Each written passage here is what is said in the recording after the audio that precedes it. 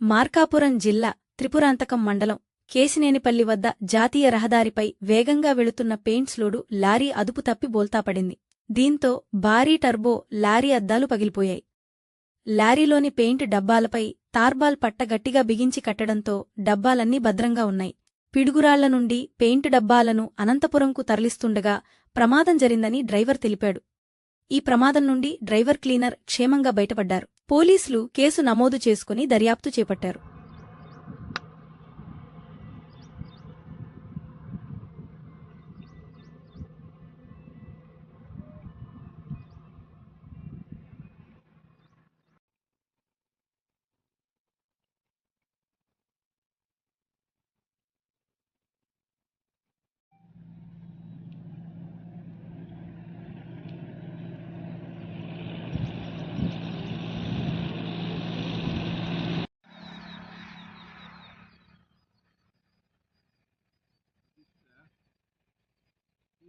Antes.